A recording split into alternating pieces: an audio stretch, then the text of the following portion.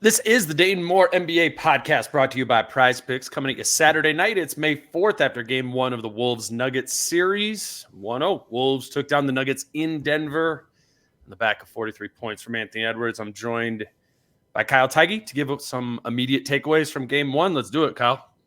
How are we feeling? So a lot of people say that this isn't Phoenix.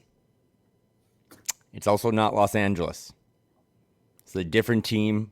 It's a different opponent for both sides, but what stood out to me at the top after the game was done was after game 4 when we left Phoenix.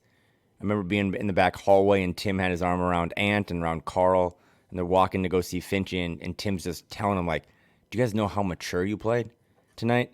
And then when you and I and a couple others got to talk to Tim a little bit, he like reinforced that. He's like, man, how mature were those guys tonight? And I left watching that 48 minutes tonight of, that's a really mature basketball team. That is a team that has some youth, some age, or some vets, but that's a really mature basketball team, and that might be the final kind of challenge for this team in the postseason is, can they play professional basketball? We've always said, is Ant ready at 22 to play like an adult, to play like he's 27? And man, 43 points tonight, that was an adult that walked into Denver and stole game one. Absolutely. That is going to be he will be the first thing that we get into. I thought how we could frame this is what or who stood out in game one. What did we learn in game one? And then what's next? So we'll kind of rattle through those things. Quick reminder, we are brought to you by Prize Picks. My two picks for game one were Naz Reid more than 11 and a half points plus rebounds. Got that one. Needed the fourth quarter. We'll talk about that too. I also had Aaron Gordon to hit a 3. Only got one of those right. But you can head over to prizepicks.com or the PrizePicks app to build your daily fantasy lineup for game 2. And if you use the promo code Dane, you'll get a $100 sign-up bonus. So, Kyle, what stood out? There's some other things. 43 on 17 for 29. It's 6 for 6 from the free throw line when it should have been 14 for 14. I've never been, I'm proud of myself for this. I've never really been someone who's complained about the officiating. Like, I didn't think the officiating tonight was weird, but that tech was weird, not calling one on Jamal. All of that comes back into my maturity take of, he's just not flummoxed by that stuff anymore. Like, the KCP missed foul, he hacks on his arm. Like, Anthony Edwards is just playing basketball. It's really like a blue-collar mentality. Like, he just brings his lunch pail to whatever arena he goes to, and he's like, I am here to play basketball. All the hay stuff, all the complaining, like, it's a little bit there, but it's not what it was in February. But man, you were at the arena tonight. Like, any thoughts you have, pregame energy, vibe, postgame, whatever, online where I was watching it? The Michael Jordan stuff, the Kobe Bryant stuff, man, like, that we joked about that and we laughed about that. And every time they set the bar for that kid, he continues to kind of like overachieve. And some of those moves tonight, that late shot clock, second half, when he hits that kind of spin right fadeaway to kind of ice the game, or it's kind of a death shot. That's Kobe. That's Michael Jordan, man. I was thinking about it at the game. I'm like, when did this change? When did Ant make a shift? Because he made it. He made a maturity step, a maturity leap, and I think, like, broadly what we've assigned that to was in the time that Karl Anthony Towns has been out, right? Or was out. Ant elevated himself as a leader, as just a more mature player, and certainly as a playmaker. And when that started was the first game that Karl Anthony Towns missed in Indiana. It's kind of like indefinite, how long Cat's going to be out. And everybody remembers that Indiana game because Ant ended it by hitting his head on the rim and blocking Aaron Nesmith. I think it was Aaron Nesmith. But the rest of that fourth quarter, before the block, is when I think it shifted. And Ant's fourth quarter in that game looked kind of like his whole game tonight, and kind of looked like his whole game, all 5 of his games in the playoffs thus far. I think that's where, if I had to assign a time when the flip switched, I think it was then. It was a nope, our season is not over because Karl Anthony Towns is out. I can actually do more. I've been doing a little bit less in the name of the greater good of the team. But if you need more from me, I can do it. That happened in that Indiana game and has happened in all 5 of these games. I've also, Kyle, seen a shift in maturity, persona, all that stuff, sort of at these press conferences. Obviously, like, my mind is flooded with Ant and media availabilities of like joking on Zoom as a rookie and you know, the way he is in the locker room and stuff. But he's talking a little bit different, you know, when he's sitting up there. Like, he knows there's something more to this. I asked him about the start of his game, and he just kind of had also a quote just on the mentality of that. So I'll play this Ant clip here. Ant Finch has talked about how important starts are to the game. You come on, you got 13 points in the first couple minutes of this game. What did you have right away out of the jump here? I just felt good. Yeah, I think that's the main thing. I didn't have anything, and my teammates found me on some easy layups. You know, I've never got that many easy buckets, so that was pretty fun. And how important is that mentality of yours before this game, before facing the champions, the actual champions? So how important is that mentality for you and for the team? How do you take that mentality to them? I mean, I lost to these guys last year, you know, and they are the defending champs. They're a hard team to beat. Great team. They got great players. They got the best player in the league with Nikola Jokic. To me, they got the best closer with Jamal Murray, the best three-point shooter with Michael Porter Jr. So it's tough to beat this team. It's not just my mentality; it's the team mentality. We come in and you know we know it's going to be a war, and you know we just play within the game and just stay within the game. They make runs. We know we got to make our runs and just fight, man. It's going to be a fight. Sounds like the leader of a group played like the leader of the group. I mean, it's funny. Like, I was going through because I'm like, God, I got to play like a clip of Ant. I'm like, did anybody say like anything really cool about Ant after the game? And I'm like going through the quote document, and I'm like, no. And it's because it's almost become an expectation, right? Like, I think the other guys in the locker room expected Ant to do something like this, you know, in this setting with the need. The kid can deliver when he's locked in, and it feels like in the playoffs he can't not be locked in. Does that make sense? Yeah. And the only pushback I have is that right before you asked that question, which was a really great question, I'll tweet this out, but I was clipping this video before we went live or whatever. Someone asked Mike like a two-parter, and Mike answered it, and then the second part of the question was about Ant and his maturity and all the stuff you just talked about. And Mike went on just a really, I mean, to have those two up there tonight was meaningful because I think that relationship, we talked about it with Britt, right? Like, this is the senior year, this is the thesis, this is the graduate school professor. And Mike makes some comment about how great Ant's been. And he's like, yeah, you know, for being 22, 23. And Ant just kind of leans to the mic. He's like, I'm 22. But then Mike looks at him seriously. He's like, for real though, like, keep it up, bro. And Ant looks at him and he goes, yes, sir. And it was, if you know Ant, you've watched those post-game things, it was like a level of respect for an elder that was like, yeah, I'm going to keep my head down. Like, I'm not smelling my own scent right now. Like, all his teammates expect him to do this. And when they tell him like, hey, keep it up, like Mike said in Phoenix, take us home 5. They know he's going to do it and he knows he's going to do it, but he's kind of doing it in like a humble way. Like, he's not, I mean, he's saying that they have the best shooter, the best rebounder, the best defender, the best coach. Like, he's trying to show a level of respect that you don't always see in these playoffs, right? As soon as you start to turn these wars. And again, it's just the whole package, man. The whole package. Online, the highlights, the maturity, the quotes, the things in game. He was mic'd up. Some of the things he was saying to Naz to try to be like, hey, just, you know, keep going. Like, he told Naz first half, you rush this. You chill out. You're Naz Reid. Like, you're the sixth man of the year. And second half, what happened? 2 words. Naz Reid was... Ant was the MVP of that game, but Naz Reid to me was like the X factor and why they were able to bring that one home. Yeah, let's move on to Naz as another what stood out in this game. Naz stunk in the first half. He was struggling. There's, you know, it's kind of one of those times where it's the turnover as he looks a little out of control, and then it all shifted in the fourth quarter. Man, he had 14 points. in the fourth alone was 6 of 7 from the field. They won his minutes in the fourth quarter by 5 points, and he entered the fourth quarter with 2 points, 3 turnovers, and the Wolves were a minus 12 in those minutes. Something shifted in him, and he delivered in the way that Naz delivers. Rudy talked about it after the game. Let's talk about it. It was huge.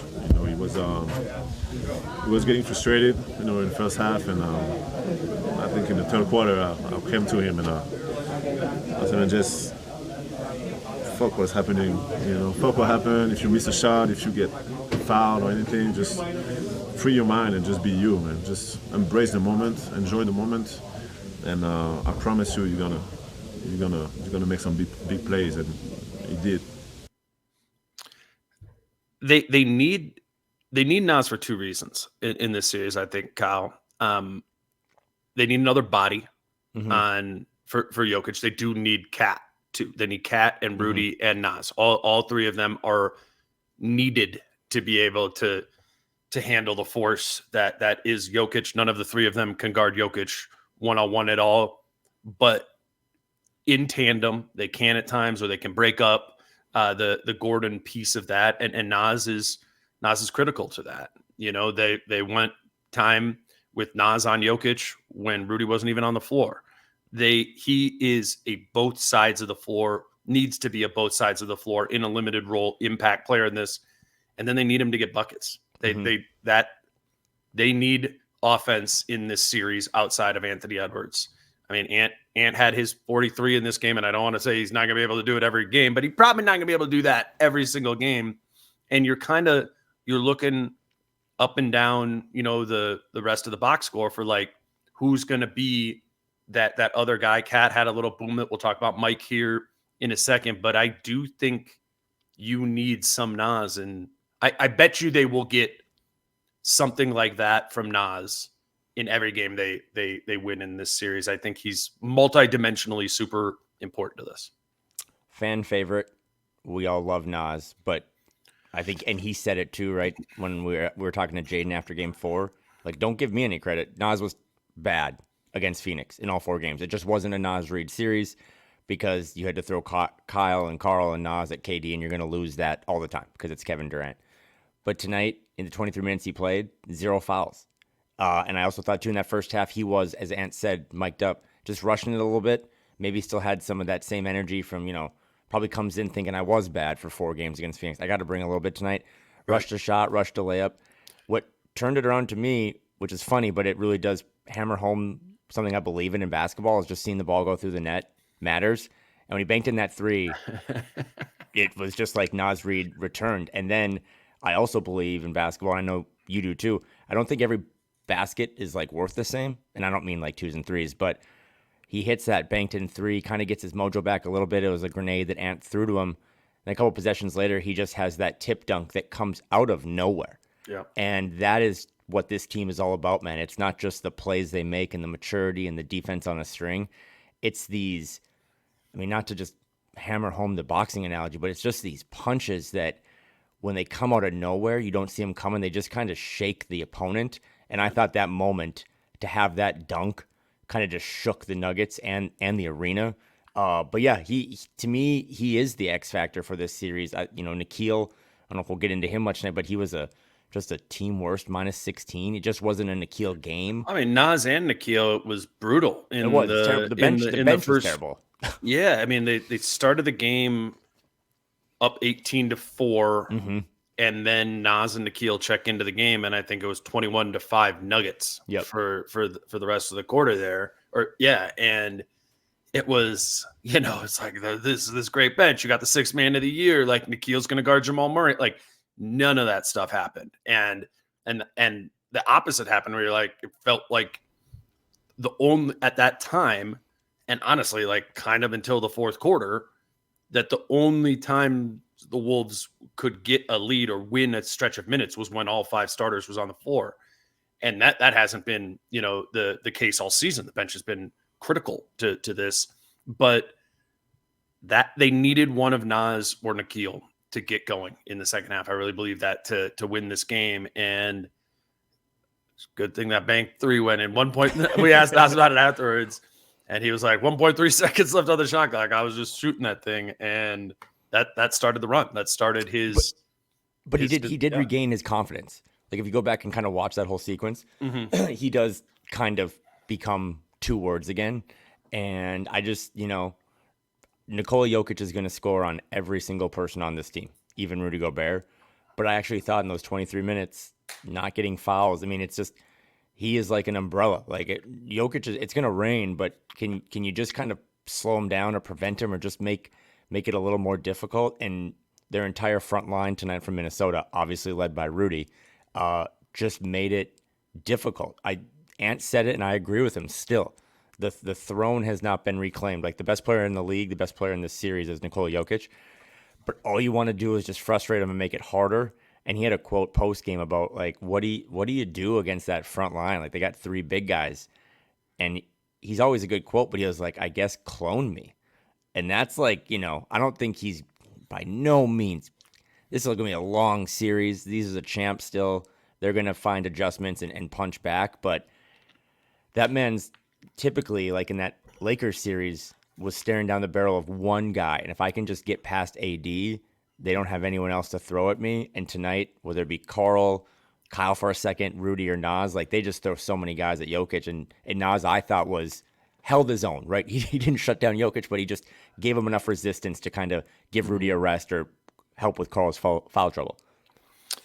Kyle, let's take a quick break to announce the live shows that we are doing this week. You are coming back to Minneapolis for games 3 and 4, and we are going to do a live show before game 3 and a live show before game 4. So Thursday, May 9th at Falling Knife, we're going to do both shows are going to be outside.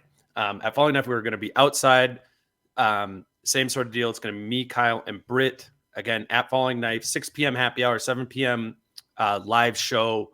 We'll be there. We really want to blow this up. This is going to be fun. Get everybody hyped the day before game 3 happens at home and everyone's paying $1,000 to go get into Target Center.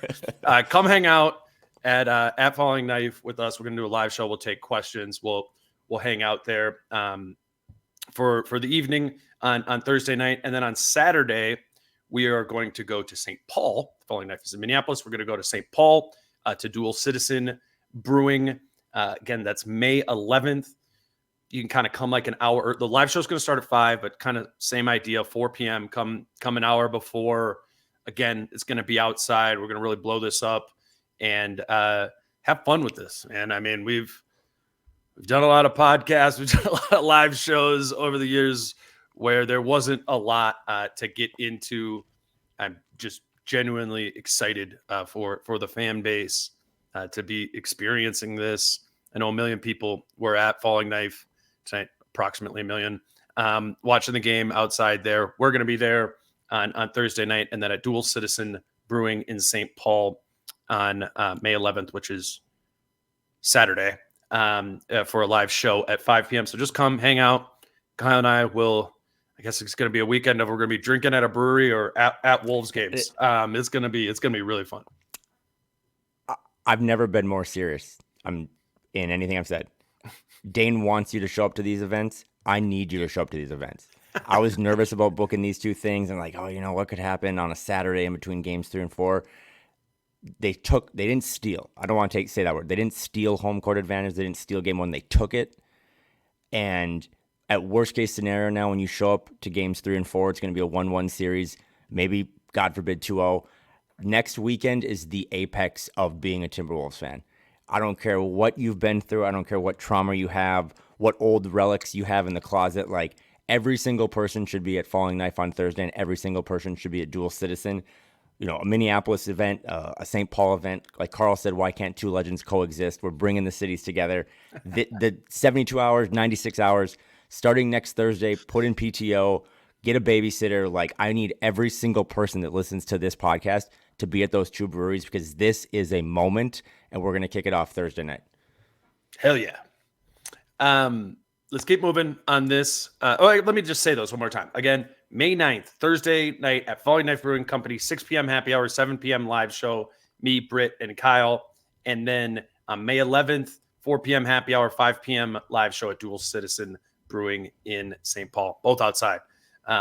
Which Oh my God. is going to be awesome. All right, let's keep moving on what or who stood out in this game. It's taken this 20 minutes to talk about Mike Conley only because what Ant did and because Naz in the fourth quarter tipped the game. But I thought Mike Conley was excellent. And what is standing out to me about him is, he's got the Mike demeanor. There's this quiet persona. He's the dad in the locker room and all that. But I just know from having been around him for a couple of years, I'm sure everybody knows this too. Like, you can also tell he's like low key, a really competitive guy. Well, it wasn't low key tonight.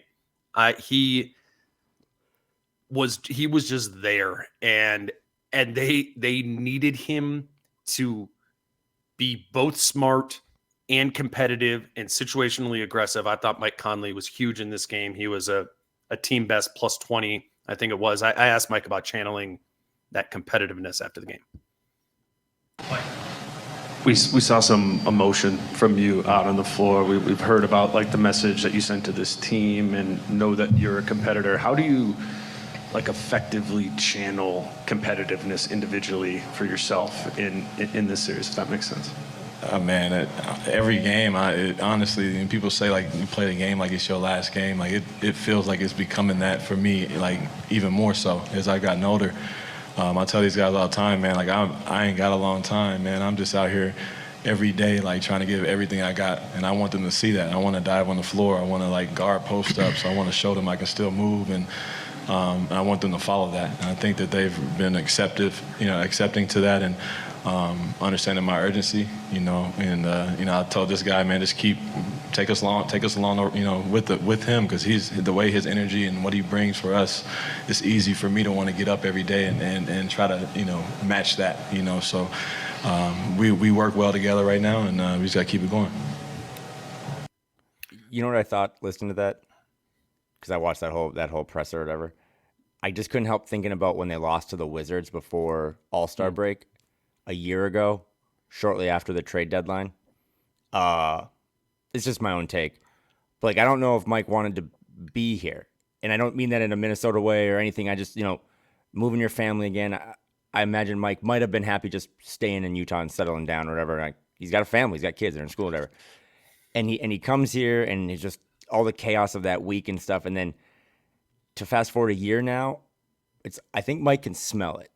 And I don't know if it's ever going to get there. I don't know if this team is going to still be playing basketball in June. But to your competitiveness conversation and all that stuff, he can smell it. Like, every three he hit tonight felt like 6 points. They were big shots. Yeah. But yeah, I mean, he's been on a lot of crazy good teams. And he played with Greg Oden in Ohio State.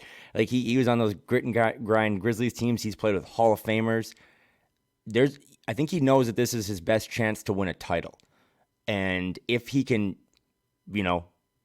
ride the coattails of 5, like he always says, that would kind of mint him and his legacy and his whole career and stuff. But he can smell it, and he is hella competitive. But it's cool to have him, man, because on a night tonight where I know we're talking about so many good performances, Ant and Naz in the second half, and Carl had some big shots, but they needed everything Mike gave them. And I'm not just talking about those 14 points, but those 10 assists, man, were big. And to be a team best plus 20, he was every one of those plus 20s. When he was on the court tonight, the Nuggets just did not have an answer for him. To the Mike can smell it thing, this came to my mind when you were talking about this. I asked Mike in Phoenix at some point, in the Phoenix series, when did you, like, how long did it take for you once you got here to realize what Ant could be and what he could do? And I think to your initially getting there point, being like, I just got traded to Minnesota, he said it took about 2 weeks. And then I knew that he could do this. Yeah. And I was going to do everything I could to get him to do that, to Yeah, I mean, Mike was kind of at that point where it's like, am I going? I just got traded. I'm on a bad Utah team after everybody got traded. What does this look like? For me at 35 years old, am I going to get a chance to compete? At the highest level. And I think it took 2 weeks with Ant to be like, I think I can get him there before I time out. And I think that's just been Mike's fuel. Is like, if I go with Ant and help him lead us, this Timberwolves team can go special places. I think he had the vision on Ant when we talk about like the playmaking stuff and how that, because it has, at least in my mind, has totally elevated how and why I can envision Ant doing special things, is adding that playmaking element that we talked about so much last round. I think Mike saw that before anybody else did, because he like knew the playbook of how to do it, or the blueprint, right? Mm-hmm. And that's been Mike's job. That's been Mike's job for 18 months, is like, how do I get Ant to where he is now? I think I've said it a million different times, a million different ways this season, but what Mike has done for Anthony Edwards is immense. And what in turn Anthony Edwards might be able to do for Mike Conley is, I mean, it's Mike Conley's ultimate goal. And I'm guilty of this, but I've referred to Mike as the skeleton key of unlocking Rudy Gobert, and he did. And to get this all to work, they still needed to get Rudy Gobert to just be this Rudy Gobert. And to me, I credit damn near all of that to Mike.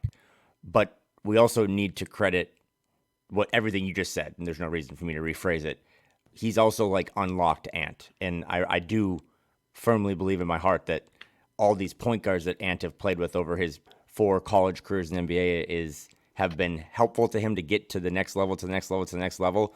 But this level, I'm not trying to be hyperbolic. I don't know if there are many other players in the league that have the experience of being in the league for 15 years, of being a top 5 pick, of being that guy coming out of college, but also being like, and told him like, you're only 22, but you never know when it's going to come again, right? And that's why I'm ranting about going to breweries. Like, I still think, and I say this all the time, but I still think about that OKC thing where the big 3 are standing on the sidelines. They're all going to be back, and it's like, you know what? They never were back.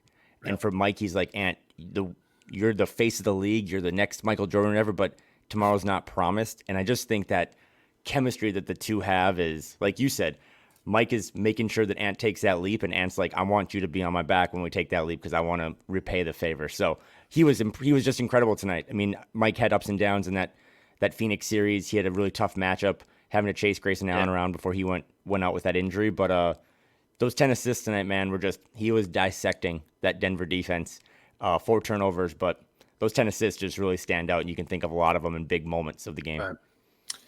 The last thing I had of what stood out before we get to what did we learn was late game offense, that they executed late game. That was obviously a big and warranted question against the Denver Nuggets. There's 4 minutes and 32 seconds to go in the game. Timeout's called. The Wolves bring in Mike Conley for Nickeil Alexander-Walker. So the Wolves have their starting 5 out there, and the Nuggets bring back in their starting 5. Again, 4:32 to go. The Wolves are up 91-88. I would assume sports books had the Nuggets favored at that point. Probably They did. Probably heavily. Because that's what makes this Denver team so lethal, is their ability to just kind of keep you close and knock you out in the 45th minute or 48th minute. The Wolves have a history of being the opposite, at least in this kind of Ant period of time. It's been the opposite. When it's time to execute down the stretch, they've been bad to hit or miss, but improving. And I think they showed that some in round 1, and they out executed the Denver Nuggets in large part because they had Anthony Edwards, who could just get to his spots and execute. But that, I think, if we came into this series being like, one time the Wolves out executed the Nuggets in a situation like this that was close at the end of the game, we're like, that'd be pretty good. They did it in game 1 in Denver. You can't sleep on the value of that given who the opponent was. Shout out to our friend Jace for this one, but he tweeted out that Minnesota's clutch time offense after Christmas had a 95.9 offensive rating in the clutch, dead last in the NBA. The last 2 playoff games, their offensive rating in the clutch, 180. Jesus. pretty good. Twice that if you run the numbers. So, and not to, again, I do want to hammer this home because I actually believe it, but it is just one game. Like, I had some fun. I know a lot of people had fun, and now this does kick off a different vibe of this series. You got to now win one in Minnesota if you're going to defend your title, and Target Center has been a hellacious place for opponents to play all year. But I know Denver's going to make adjustments, but I keep coming back to this, man. I said it every pod we did after round 1. We're about to talk about some things we learned, I guess. There were just guys on the roster tonight that offensively didn't play well. I thought Jaden's defense was still really good, running around screens, getting bullied, kind of just trying to keep up with Jamal Murray. But tonight it was like not a Nikhil game. You don't really get anything from Kyle. Bad Jaden. Rudy only has 6 points. And you just get other guys to step up. It's got to be really frustrating to be an opposing team now, trying to figure out adjustments from game to game and be like, okay, we're going to shut off the water on A, B, and C, and then D, E, and F start flooding. It's the depth, it's the maturity, and also, too, I don't know if you thought about this in the moment, but just really well coached. Like, this team is just, I mean, you were there again tonight. I know Finch was second row, but with no one in front of him. But I don't know if you have any anecdotes that I did see that he had to climb up 100 stairs to get to the pregame. Yeah, thing, that was interesting. Yeah, I mean, I don't know. I mean, I guess maybe that's something. What did we learn? What it was going to look like with Finch versus Nori. I mean, that's kind of been a black box of, I think, even to them, of what this is going to look like. Finch said pregame, the goal was just to be here in Denver. From the timing of the surgery, all of it, taking care of himself, resting, so as to be able to be here. I think they view it as a win that he's there, even if it's in an awkward position, behind the bench, that he can't do a lot of almost everything that he, is normally asked to do. But yeah, I mean, if we're grading the coaching staff in this game and maybe we'll get into some of the things they did and all of that. Like, it was a good coaching staff game from Finch. Obviously played a part of that, but a lot of this was executed by Micah Nori and the assistants. They had a hell of a week before the Phoenix series, clearly. And I mean, only one game in here right now too, but a good start from a coaching standpoint. So I would say what we learned is that didn't get in the way. And Micah said this after the game because he did post-game media, but the goal was for Finch, right? He kept using the word clunky. He didn't want it to be clunky. Yeah. And it wasn't clunky. It was quite the contrary. It was seamless tonight, like you have your head coach sitting a row back and Micah's got to do kind of all the arguing and all the adjustments or whatever, kind of on the fly as the voice box. But I thought that was a big topic coming into this, right? Is like your head coach is down to one leg. I have no idea how Finch had a brace on and put his pants on. They had the brace under the pants, by the way. Looked like he just had a cannon for a right leg. But it wasn't a distraction. They didn't let that in the miscommunication or the difficulty of playing telephone through 2 Dixie cups slow down what was, a fast-paced game and high altitude and physical. You didn't notice it. Like, you wouldn't have known that Chris Finch wasn't the guy standing up if you didn't really dial in. And I think that's big. I think that's a big thing because that was one of the questions or concerns leading into this series. I think in coming into this matchup, there wasn't necessarily a lot we thought we could learn because we kind of knew how the Wolves were going to guard them. These teams have just, played 13 times in the last 18 months. And the Wolves have a way of playing against them. And the Nuggets kind of have a way that they always play. What stood out initially as being different was at the very beginning of the game, Anthony Edwards took the Jamal Murray matchup. We anticipated it very much so to be Jaden McDaniels. Jaden McDaniels almost always guards the point of attack, but they put Jaden McDaniels on Michael Porter Jr. to start the game. And I don't know if that was like a bluff or what happened, because then they went away from it, and then it was Yeah. McDaniels, and it was Nikhil, and it was all these different things. Maybe it wasn't a bluff. I think it was just that they came into this game with the plan to throw multiple looks at not only Jamal Murray but Nikola Jokic. They did that. I asked Mike and Nori about that after the game. Mike, defensively, you threw a couple different looks at Jamal Murray and Nikola Jokic. You start with Ant on him, you go to Jaden, and obviously, like you said, with the bigs, a lot of different looks there on Jokic. How did that help you guys defensively?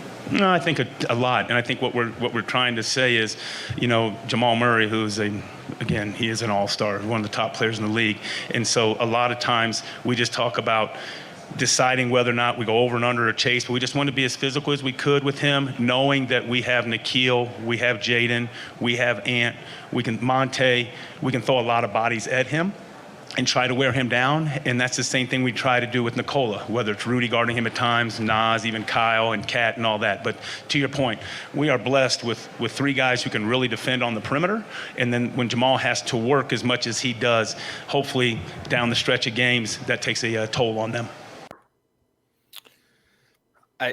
It's such a weapon to have in the depth. I think we focused a lot when talking about these two benches in the vacuum of the Jokic minutes versus the non-Jokic minutes. When I did the pod with Ryan the other day, I was like, I don't think that's the right way to look at it, because Nikola Jokic is going to, what did he play tonight? Nikola Jokic 41 minutes. Yeah. So there's just 7 minutes of the non-Jokic minutes, and they actually, they won those by 5.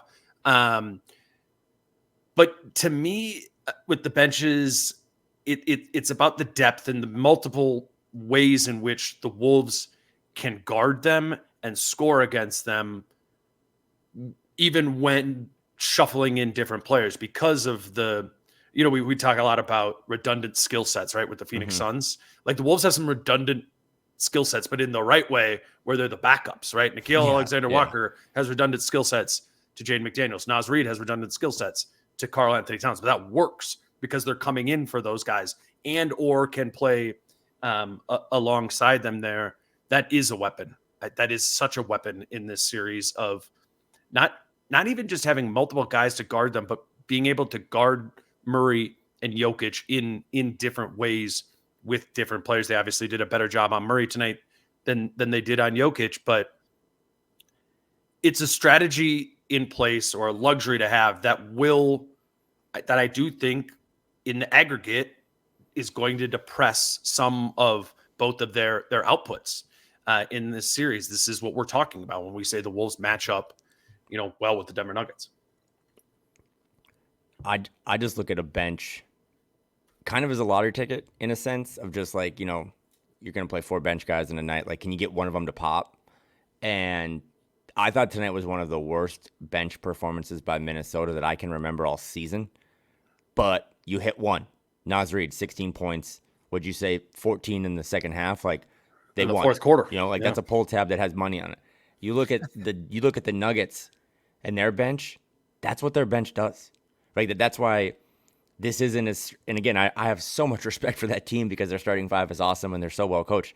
But this is just not as good of a Denver team as it was last year, because they would bring Bruce Brown off the bench. And tonight, like, Reggie Jackson gave him some really good minutes. He was a plus 15, but he had 5 points.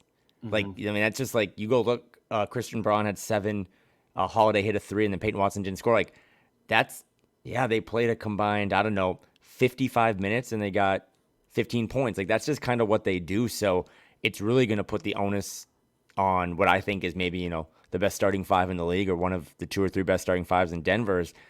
They just got to find more ways to score. Like, you can't get another Caldwell Pope 6-point game. You can't get an Aaron Gordon, 9 points, 3 rebounds game. Like, that just puts so much pressure on Jokic. And I think, and I heard you do all your previews and stuff, but I kind of came into this series just being like, make Jokic drop 50 on you, right? Because I think that's the best way to beat this team. Is I don't think that man wants to take 9 threes like he did tonight. He only hit 2 of them, but I think he would love to get his other guys involved. And I think tonight, to use the water analogy again, like, they kind of shut off all the other guys and were just like, you have to beat us by scoring. And if that's what Denver's going to do, I don't think it's going to work. No, I'm with that. It's they have a multitude of options to throw at them, and again, better with Murray than it was with Jokic. I had another thing written down of what we did learn, what we learned was that Cat's going to struggle with foul trouble in this series. I think I mean, we might have assumed that. I think we know that in this matchup, just given the Jokic matchup. He's the primary on Jokic when he's on the floor. That's the goal there. And then they're going to play physical as hell with him on the other side of the floor. That is on their to-do list, is to mess with Cat and play him physical, largely with the goal of getting him to respond back physically and commit an offensive foul and that sort of thing. I do think that beginning of the third quarter was important from Cat. What do you have, like 11 points in the first 4 or 5 minutes of the third quarter? But I think when we're talking about things we learned, so as to think about adjustments, whatever, off of that, if I'm Mike Nori and Chris Finch, I am coming in to my game plan operating under the assumption, or just the truth, that Karl-Anthony Towns is going to come out of the game once or twice because he has 3 fouls in the second quarter or 5 fouls in the fourth quarter, or whatever it may be. And, that kind of comes with the territory of the assignment they gave him. But I do think it's important to know that. And I think we learned that to come in with that mindset for the next game. And I think we learned that in this one. Am I crazy for not being upset about the fouls? The one on Jamal Murray was pretty bad. The one he contested, like him and Jaden got confused in the switch, and Jaden kind of went down to the post, and Karl tried to jump out, and it's a 4-point play for Jamal Murray. But in this series specifically, take out all the other 1,000 games Karl's played, it kind of reminds me of how I'd be like, you know what, man? Like, Jaden's probably just going to get 5 fouls because he's got to guard someone really difficult. Like, I don't want Karl to have fouls. It's not apologetic, but it just, if that's going to be your primary guy, you got to put Karl on Jokic. It's like he's, like we always say with Jaden, he's just going to start with 3, right? No, I mean, I think you do bake that in. I don't mean that as a rip. It's it's an assumption based on the reality of his matchup. And the Jaden point is a great one. Before they changed the rules and Jaden was in foul trouble every single game, like, if you came into that game plan being like, Jaden's going to play 36 minutes and guard Jamal Murray, and be like, probably not. He's probably going to get fouls, and and we operated under that assumption. I think in this series, you operate under that assumption, and you play the minutes accordingly. You target Cat's minutes to be against Jokic if that's your number one priority there. I mean, the only thing I would say is, like, just don't pick him up on the other side. The only real issue or like flashbulb moment I have is like the one time that Gordon punked him, and wouldn't get him in the post. And like, I don't want to say that's an easy one to adjust to, but it just needs to be that problem can be taken care of if Karl does his work early and gets to his spot. If they're going to play through him in the post, he's got to get in the post, and he's got to do that, and not let whatever they're trying to do to counter him and get in his head and punk him. Like, just, that's the job. That's the job in this series. And I don't think, when we're talking about the fouls, or we're talking about whatever things that from that game that weren't great by Cat, it's not that he fouled Jokic, whatever, it's kind of as always, it's like the mental things. Can you win the smarts battle more times than not? And I don't know. It's an X factor in this. And I just think, as great as Cat has been in this look against Jokic, like, we learned tonight, this is going to be on another level. Jokic is going to be on another level. He's going to be a scorer in this, and Karl's going to probably get in foul trouble as a recourse from that, and they just need to sort of operate accordingly. If we're going to budget Karl 5 fouls, right? Give him 5 little foul dollar bills. Just don't burn him on junk food. Yep. Like, I thought the game started out on the West Coast at 4:10. So I showed up about 30 seconds after the tip. And when I sat down, my buddy was like, Carl already has one foul. I was like, wait a second. I didn't even know the game started. And if you look at the box score, he had a foul, I think 12 seconds into the game. Like, No, it was on the jump ball. Okay, well, thanks for clearing that up. So, like that, the Jamal Murray thing, like, if you're going to get 5 fouls, just make it because you're fighting a bear, right? And you want to, Jokic spins on you. You don't want to give him an easy bucket, so you're going to make him make 2 free throws or whatever. Just those types of things. But yeah, the Aaron Gordon play, I will say, Carl did have 5 fouls tonight. I don't think he had any offensive fouls, and he had 1 turnover. I'm giving him like a C on the game because it wasn't very good. Not a lot of rebounds, just not a big factor. But, big picture, man, when I think of Carl in the 2024 playoffs, it's like Ant's going to cook because he's probably the best player on the court, and Rudy, you're going to be the best defender. And like, Carl, you got to guard KD tonight.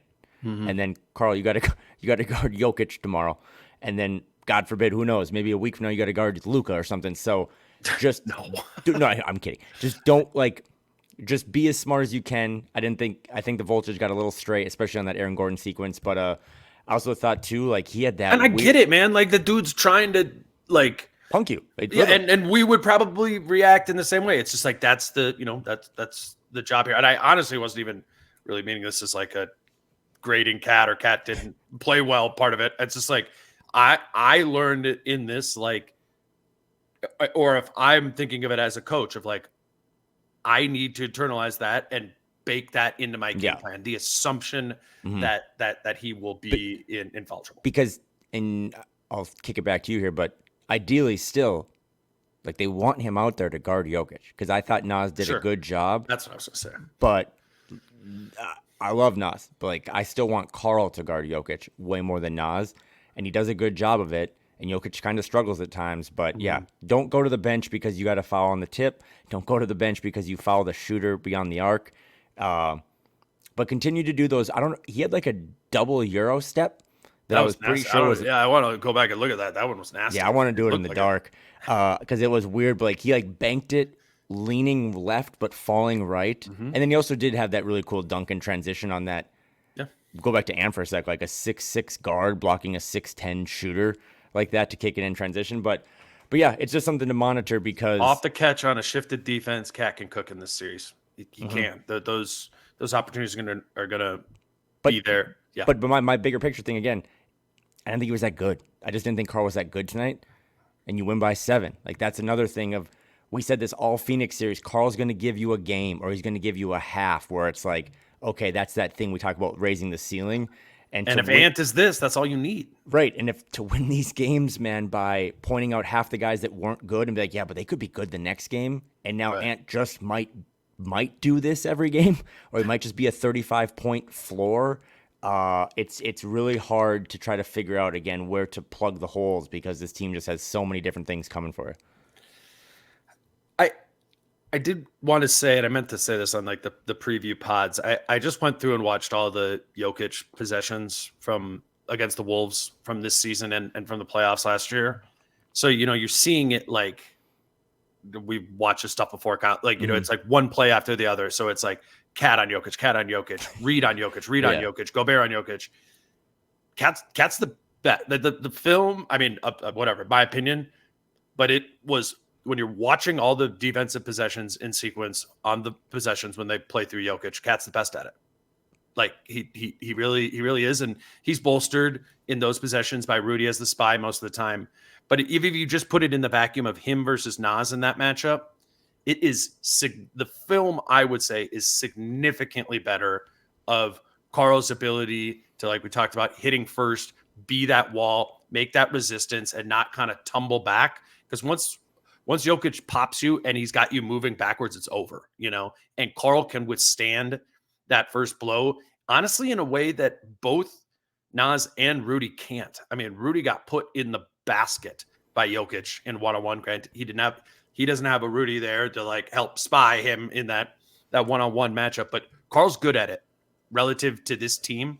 And that's important. And that's going to be critical for the rest of the time here. And that's why I'm talking about the foul trouble is like, that's important because you need Carl out there. That's your best way to align defensively in this matchup. First time all playoffs that Jokic shot under 50% from the field. Damn. and he was guarded by Anthony Davis in all those first 5 games. You know what I mean? Like 11 for 25 is not really bad. I would love to shoot that, but for Jokic, that's not good. And again tonight, like He did that round 1 last year too, man. He had 1, maybe 2 that were sub 50%. I don't think he had any more in the rest of the playoffs. You know what I mean? Though? Like if you just kind of glance tomorrow in the newspaper at the box score, you'd be like, oh, 32 points, 9 assists, 8 rebounds, 3 steals. That's awesome. But it's like he shot 44%, which is well below his standards, and he had 7 turnovers. And it's something for me to watch, something for you to watch too, I think, because you're smarter than I am. But like those 9 threes, like I was looking this up. Jokic took, I think, like 14 threes combined in the 5 games against the Lakers. And he took 9 tonight and only hit 2 of them. He doesn't want to do that. Right.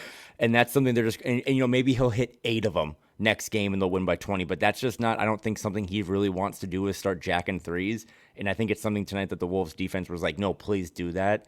So a really bad 32-9-8 game for the defending MVP, but that's what they'll take every time against this team in this series.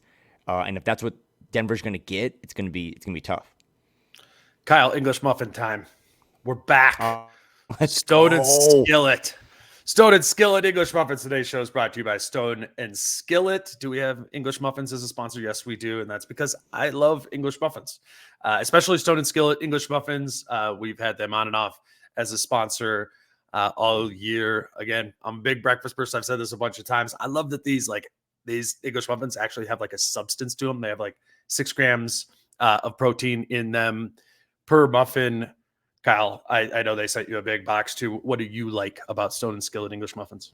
Literally everything. Like just after a night of not a big deal here, but I ran a 10K today, and then I had 2 mimosas, and I got super messed up because I was so dehydrated.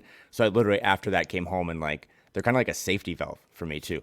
It's just they load my stomach up, but they're so delicious.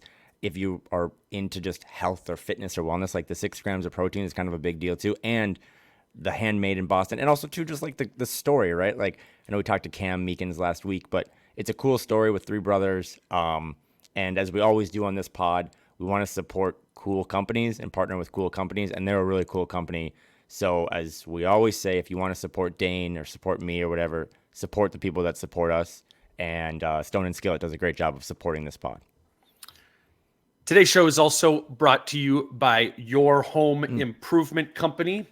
They have a deal on windows right now. You can start by saving on your home renovation with new energy efficient triple pane windows. You can call Your Home Improvement Company today at 866-777-YHIC for their buy 2 windows, get 2 windows free deal. Double the value, double the savings on top quality materials and stunning design. Or if you're looking to redo your bathroom, YHIC has a deal for 30% off a complete bathroom renovation or a simple tub to shower conversion. It's done by trained and certified professionals in as little as a day. If you schedule today, you can enjoy 0 money down, 0 interest, and 0 payments until 2026. I think that means Anthony Edwards will be like 24 by then. Call Your Home Improvement Company today at 866-777-YHIC or go to yourhomeimprovementco.com. Your Home Improvement Company, where it's your home made better. You see, so did you see, Kyle, the picture remember when Mike dove in into like the front row courtside? I think it must have been game 2 against the Suns. Yep. You remember that? Did you see the picture of like the fans picking him up? Mm-hmm. You know what it was? It was Steve on the screen right here. It was Steve from Your Home Improvement Company. Big basketball fan, big basketball coach. We needed Steve to jump in front of Mike and save our coach. Yeah, where Devin were Booker. you? Steve, we needed you. We needed Steve on the road. Shout out to there. Steve.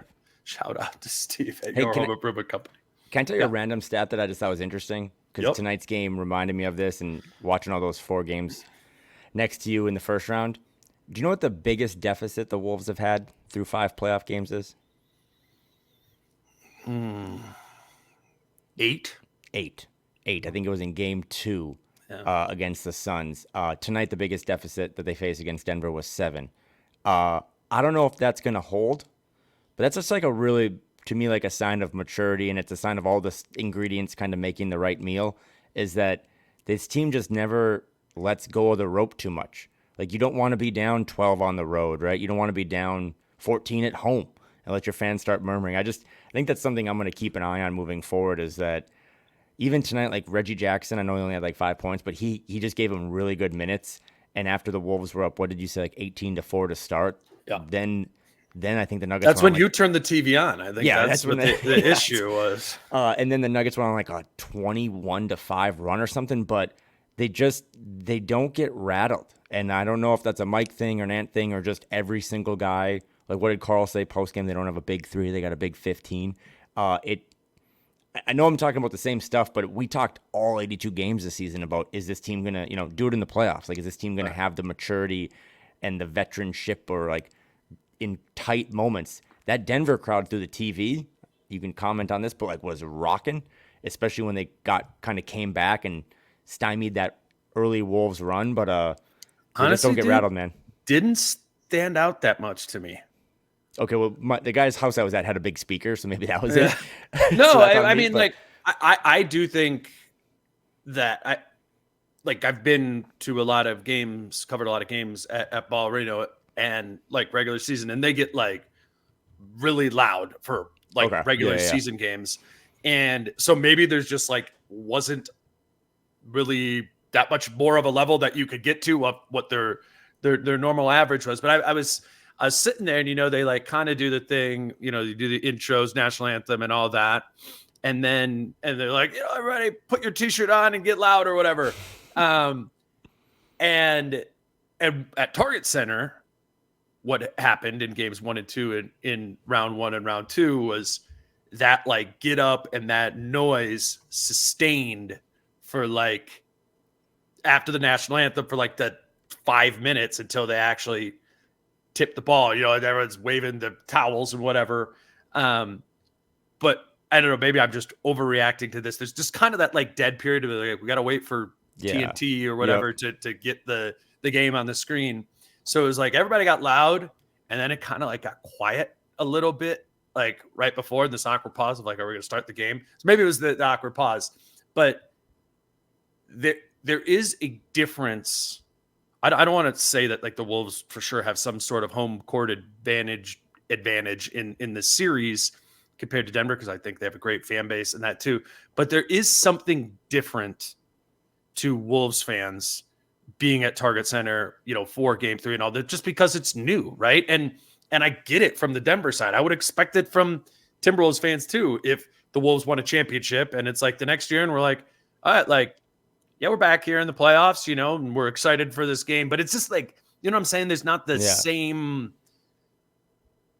like, Target Center's going to be crazy next weekend. And that's because the Wolves have had a completely insane existence, and everyone is so excited for that to be over. And that's the difference, I think.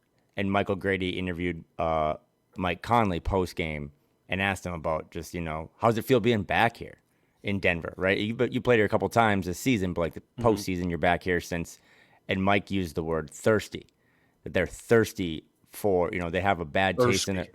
Yeah, no, thirsty, which is why we're holding all these live events at breweries, not thirsty.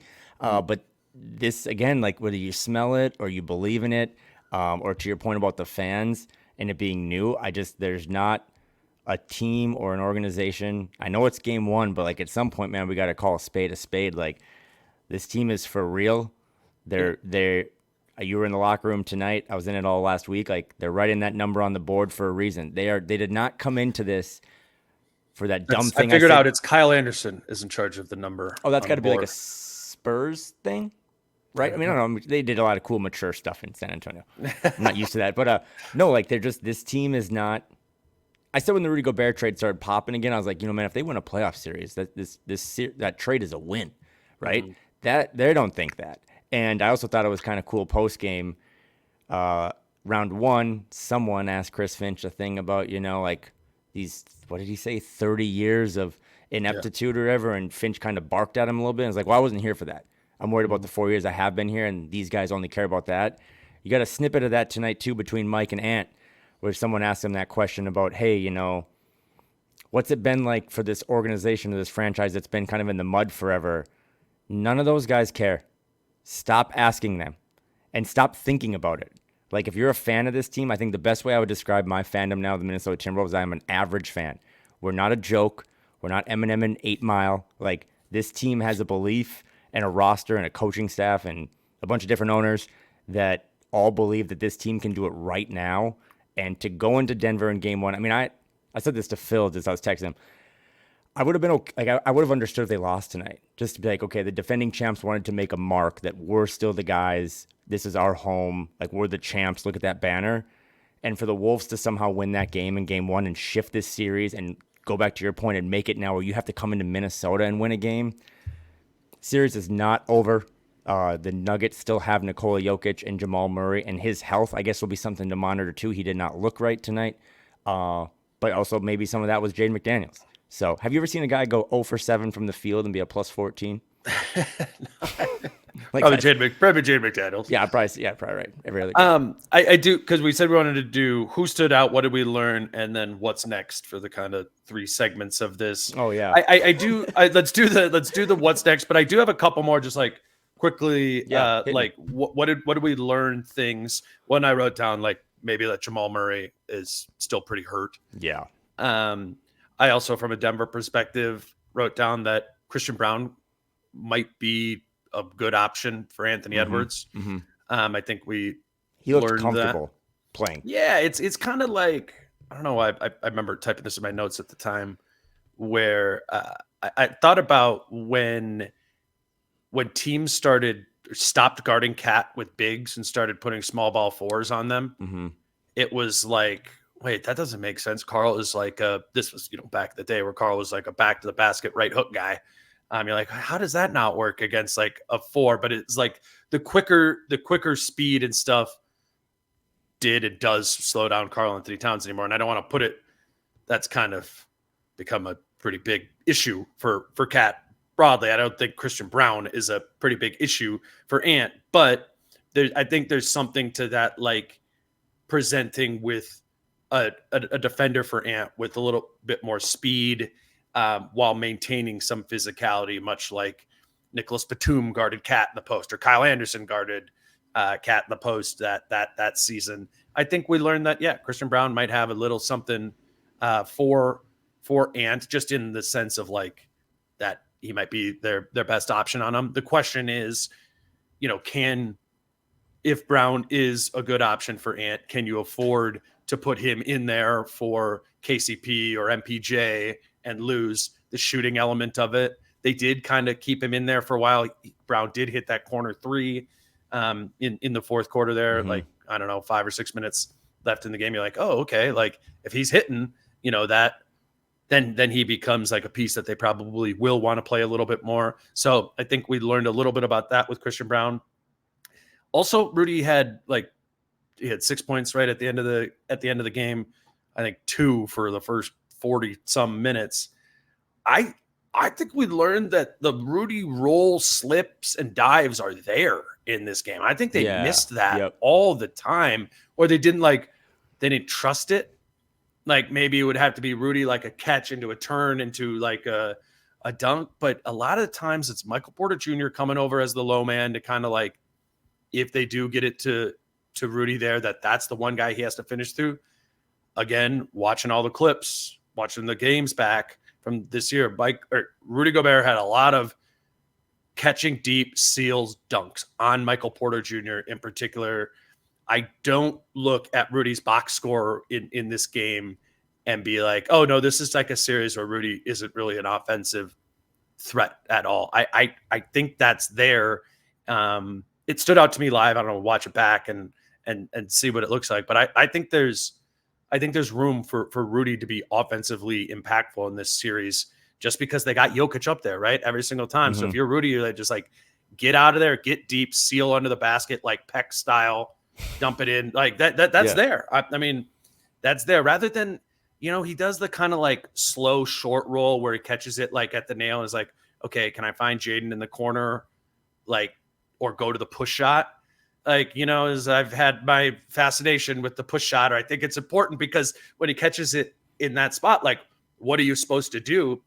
Well, given their coverage, like Rudy can just go and get all the way to the rim. Like the way they're guarding him, he doesn't need to catch at 9 feet. I don't think so. He can get in deeper there. So I just had that down. in my mind as another thing we learned. What's next, Kyle? Okay, well, a couple comments quick. Okay. Because the Christian Braun thing or whatever, he did hit that big three. And I was like, oh, man, that's like, he's a fun player. And if they can get a little more out of him, just worth noting because this was on the call, he was 0 for 9 from 3 coming into this game. He didn't hit a single 3 against the Lakers. So if they can get him some confidence, that's a nice adjustment that Denver can make. But he's 1 for 10 in the postseason. So just something to monitor. To your point, I think you and some neuroscience guy have been coaching Rudy Gobert on these mid-range things. That, to my point about every basket isn't worth the same, when he kind of chucked it at the backboard. Hey, made one, man. That was worth 12 points. And again, just a backbreaker. But also, I don't know if we've talked about this in the first 65 minutes. One thing I learned, Anthony Davis is really good. And Victor Wembanyama is pretty good too. That man from France, the older one, Rudy Gobert, he's going to win the 4th Defensive Player of the Year for a reason. Because to me, the play of the game was when there's a little chaos and he comes up to stop Jokic and then also gets back to get the tip on the lob to Gordon, which then leads to a run out. And then Rudy sprints down the floor and basically is just a bodyguard to let Ant kind of get to the rim. Rudy blocks, steals, that's all great. Rudy Gobert is the best defensive player in the league. And he showed it again tonight. No one stops Nikola Jokic, but he gives that man fits. And that in his spy role.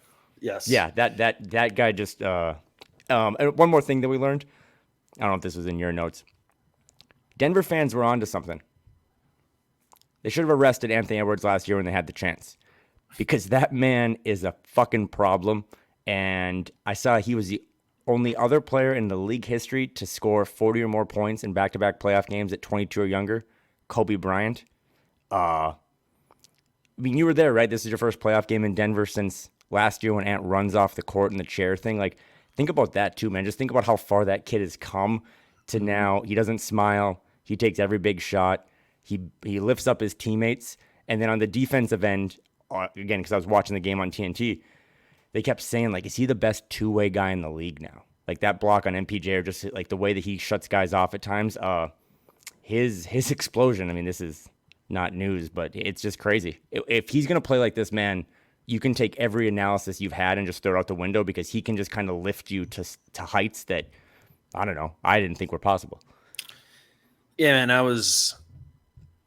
I remember after game 5, the game, they got eliminated. I think I told the story before, but I just happened to be like right when I walked into the locker room post game after that Wolves had been eliminated. I walk in and Ant, like, Gronk spikes his phone. He's pissed. It's just like, understandably, whatever, they got eliminated, but that was really like, that really sticks with me. And then so I'm walking back into the same locker room today and turn the same corner, and the first locker right there is Rudy Gobert, who I was standing next to when Ant spiked the phone. And when I walked in today into that locker room, that same locker room, immediately Rudy Gobert like leaned back in his chair and went, Naz Reid! And I was like, those are two very different He gave things. a cool quote post-game in a scrum or whatever Dave McMenamin tweeted out, but this is like the tightest group he's ever been with. And you know how much I love chemistry and relationships, but again, this is kind of a really pro Minnesota Timberwolves podcast tonight, 68 minutes in, because I thought the Phoenix series was awesome, and I didn't know what to expect. Because for me, I told you this all week, like, I felt like this monkey had been off my back, and just, okay, now it's, I don't want to say house money, that's really loser mentality, but just, I don't know what to expect. And they came in tonight with as much, professionalism and business-like mentality as I thought they had in Game 4. And I think that's really notable because it's just, you're going to have, this happens in the playoffs all the time, like, you just have letdowns, and typically on the road or when you got to travel or when you don't know if your coach can stand up, there was no letdown. I mean, they literally, for a team that all season drove us crazy because they came out looking flat, came out tonight and punched them in the mouth. And then when they got kind of punched back, how many teams have you covered that would have just wilted in that moment? In the second quarter, the game is done. Every single one of them. Every single one of them. Oh, my God. I need another English muffin. I wrote down what's next, and I don't really know, but all I wrote down in my notes is what if 2-0? Bingo, bingo, bingo, bingo. that's an opportunity, man. You know, you're a and that's professional. how I'm you not. capitalize on this. You're professional. The Denver Nuggets won that title last year because they were good at basketball and they beat everyone handily. Their title defense, and again, I'm very much like, I want a long series. Like, I respect their entire title defense is on the line Monday night because they cannot go down 0-2 to this kid, this man-child, and have to now go win, 4 of the next 5 against a team that all season long never lost 3 in a row. So I think Denver will make the adjustments. I do think they're really well coached. I think they have the 3-time MVP. But all of a sudden, in the blink of 48 minutes, Monday's game is do or die for that team. Because I thought Minnesota just was going to come in and there's a chance that they could be down 0-2 and still maybe figure this thing out and win in 6 or 7.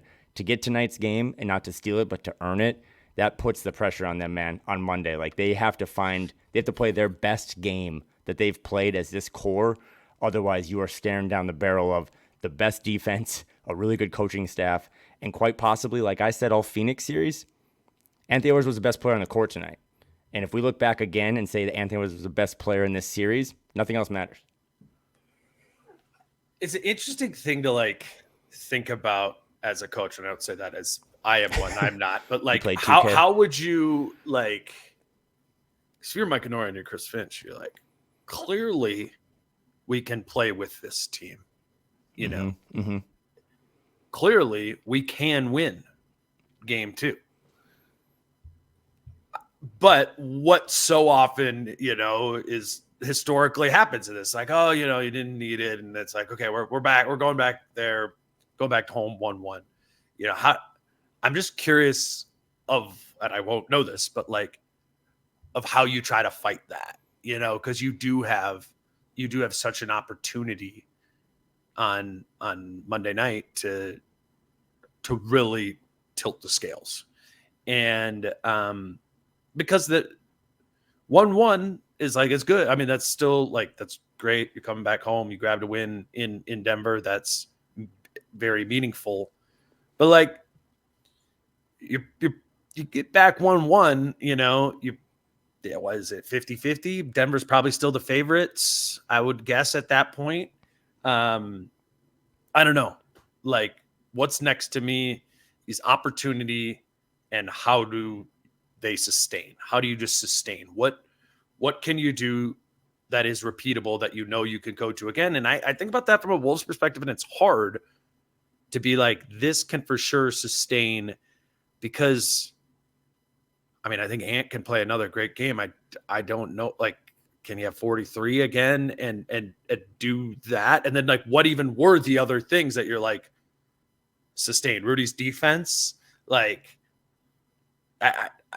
don't know. You just need to. I guess other guys could come in, and Nikhil could have a better game, hit 3-4 threes. Naz could play a better half, but it's sustaining. Can they sustain what they did? And probably will need a little bit extra juice from somewhere. Maybe Cat. Can Cat play game 4 against Phoenix? I don't know what's next, man. It's crazy. It's crazy that it's. But when the heart and soul of your team tells anyone that wants to listen that he wants to professionally, John Wick style, kill everyone in front of him. I mean, I thought tonight was a lot of fun. I've never been more hyped for Monday. And I'm talking about a Monday game where it's the Nuggets have got to be favored. They've got to throw everything at the Wolves. They're probably going to win. But I kind of had those same PTSD thoughts in Phoenix when I was game 3. Yeah, right. They can lose game 3 and be fine. Or even more, they can lose game 4, gentleman's sweep. No team has ever come back from down 3. It's definitely not going to happen in Minnesota.